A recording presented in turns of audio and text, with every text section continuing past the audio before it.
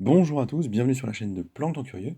Pour cette 73e vidéo de mon challenge crypto, je vous propose une crypto qui n'est en fait pas encore dans le top 100, mais qui je pense va y arriver dans peu de temps. La réalité c'est que je commence à être à court de crypto pour mon top 100. Il reste surtout des stablecoins, donc c'est pas forcément le plus intéressant. Et donc je vais vous parler de Flux. Flux qui va bientôt connaître son halving, mais on parlera de ça après.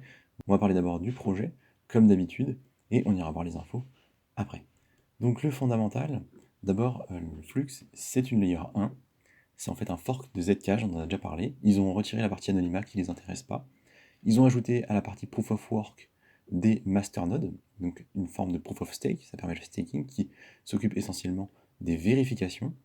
Et leur activité principale, c'est de développer un cloud décentralisé. Donc le cloud, c'est en fait une capacité de stockage qui est dans le Web 2 entretenue notamment par des acteurs énormes comme Amazon. Ils ont des fermes de stockage, hein, concrètement. Donc c'est des hangars avec plein d'ordinateurs qui stockent toutes les données dont on a besoin. Ça permet aussi la création de dApps, voire même de blockchain, et ils ont un wallet qui s'appelle Zcore, qui est assez reconnu, et il y a plus de 1000 cryptos dessus. Jamais utilisé personnellement, donc je ne peux pas développer dessus. Notez que tout langage de programmation est accepté sur Flux, donc c'est quand même quelque chose de très appréciable. On va regarder maintenant quelques chiffres. Donc ça, tout ça vient du site, hein, vous pouvez les vérifier vous-même. Il y a plus de 15 000 nodes à l'heure où on parle. Là, on a d'autres valeurs, notamment euh, la quantité de RAM qu'ils ont en stockage.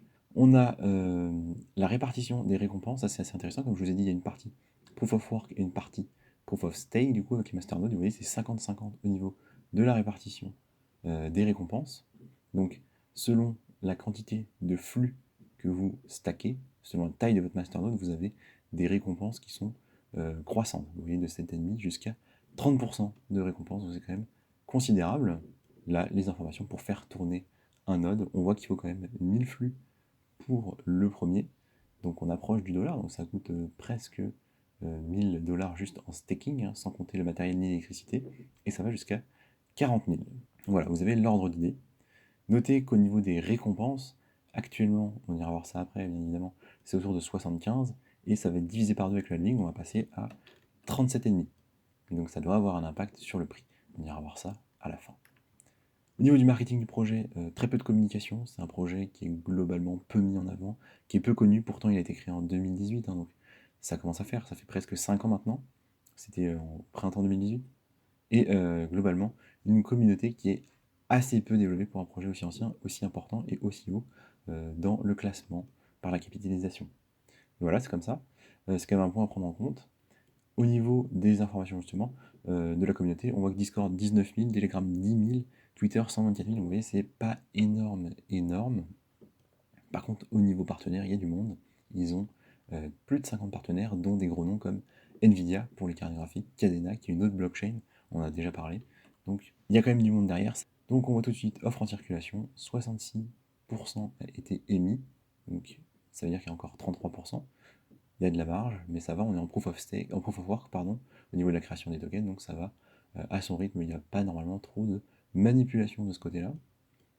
Normalement, des volumes qui sont voilà, assez importants, on voit qu'il y a une belle hausse des volumes sur 24 heures, c'est normal. On arrive dans la période du halving, donc ça donne de l'intérêt, c'est intéressant. Capitalisation de marché, vous voyez, 260 millions, donc on est quand même sur des petites capitalisations.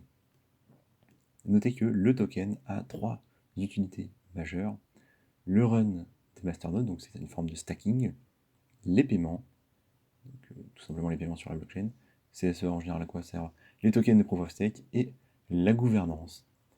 Donc globalement, on a fait le tour sur le fondamental. Moi, ma conclusion, c'est que c'est un projet qui est intéressant, qui semble être particulièrement sérieux. Je pense l'ajouter à mon portefeuille lorsqu'il y aura une rechute, et on va voir ça après sur les graphiques. Je pense qu'ils ont par contre quelque chose de très ambitieux, on vient concurrencer des Amazon, ce genre de choses. Donc, c'est des bonnes idées, mais c'est aussi risqué. En même temps, c'est ça qui va rapporter. Et il faut faire attention, ils ont quand même fait x2 sur le mois qui vient de s'écouler. Halving en approche, donc tout ça, c'est du warning, c'est faites attention, prenez le temps. Et au niveau de ma stratégie, donc comme je vous l'ai dit, attendre que le halving soit passé pour ajouter. Donc le halving, on peut voir ici, on nous dit 7 jours. Vous voyez, là on nous donne un timer qui est extrêmement précis, mais en fait qui n'est pas forcément réel, qui n'est pas forcément corrélé à la réalité, parce que la réalité elle est là. Ce qu'il faut, c'est qu'on arrive à cette quantité de blocs, à ce niveau de bloc là, et pour le moment on en est là.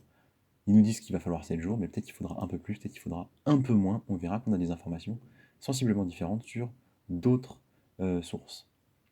Ce qui est assez intéressant, c'est qu'ils nous disent quand même que voilà, il faut ce nombre de blocs, 655 350 pour passer en halving, qu'il faut en général 2 ans et demi. Il n'y a pas tellement d'historique. Comme je vous l'ai dit, il y a pour le moment 75 flux en récompense pour chaque bloc. Là, on va passer à 37 et demi. Et globalement, voilà, le reste, on a déjà vu, on va pas voir plus que ça. Ce qui est intéressant, c'est qu'au niveau du Twitter, alors c'est peut-être un peu petit pour vous, mais là, ils nous disent, et ça vient du Twitter officiel, et c'est le Twitter officiel qui a mis ce tweet en avant, ils nous disent février 1er. Donc vous voyez, au final, là, on nous dit dans 7 jours, sauf que le premier, vous voyez, c'est pas dans 7 jours, c'est dans moins longtemps. Donc potentiellement, on est encore plus proche du halving que ce qui est lancé sur le compte à rebours, donc faites attention à ça, c'est important. Au niveau du CoinMarketCap, ce que je vais vous montrer, c'est le seul qui a l'historique suffisamment ancien. Le précédent halving, vous voyez ici, c'était le 5 août 2020. On va aller regarder s'il y a eu un impact, c'est toujours intéressant de voir ça, même si ce n'est pas forcément un indicateur de ce qui va se passer. Et on voit que pas vraiment en fait. Vous voyez, on était autour de 37, avant on était autour de 42, et après on était toujours autour de 42. Donc à cette époque-là, il faut supposer que le projet était tout petit, qu'il n'était vraiment pas connu, et que globalement il y avait peu d'activité à ce moment-là. Mais voilà, on voit que le précédent halving, rien de notable. Donc est-ce qu'il va y avoir des choses notables sur celui de cette année? C'est ce qu'on va regarder graphiquement. Et on voit que déjà comme toutes les autres cryptos, il a énormément pump. Hein. Il a fait un x2 depuis les plus bas de décembre. Voilà, même 116%. Donc c'est considérable.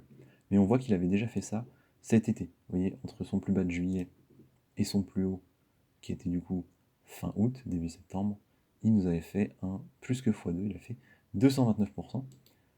Mon idée, c'est qu'on peut retourner dans cette zone-là, c'est possible, c'est absolument pas certain, et d'autant moins si le halving a lieu dans 3-4 jours, c'est peu probable, c'est pas impossible, hein, mais c'est peu probable qu'on retourne ici. Et je pense que post-halving, une fois que le halving aura eu lieu, on va avoir une chute du token. Donc, je m'attends à quelque chose de genre là, en fait, et potentiellement un retour dans cette zone-là. Donc entre 70 entre 60 et 70, on va dire, 0,60, 0,70. Et là, ici, j'en prendrai un premier bac. Ce sera ça ma stratégie. S'il ne retourne pas, écoutez, tant pis pour moi, on reverra la stratégie. Le plan, c'est ça, c'est de retourner sur ces valeurs-là, peut-être même jusqu'aux résistances ici, vous voyez, autour de 55. C'est ça que j'attends pour plus tard, bien évidemment, espérer un repump. Après, on voit, ces valeurs maximales ne sont pas si élevées que ça, elles sont à 0,3, elles sont à 3. Maintenant, on l'a vu aussi, sa capitalisation de marché, elle est relativement légère, 260 000, on est vraiment très très loin des plus grosses caps. Pourtant, le projet a du potentiel, il n'a pas tellement de concurrence, donc on peut imaginer qu'il a la marge pour grossir, peut-être qu'il va faire beaucoup plus, et donc potentiellement pump. Donc voilà, moi c'est sur ça que je parie, que le projet va perdurer dans le temps, qu'il va se développer, et donc sur cette zone-là, ça m'intéresse d'en accumuler parce que j'imagine que ce sera profitable à plus long terme. Ce n'est que mon avis, en aucun cas un conseil d'investissement. En tout cas, c'est tout ce que je voulais vous dire sur Flux. Merci de m'avoir écouté, et je vous dis à la prochaine.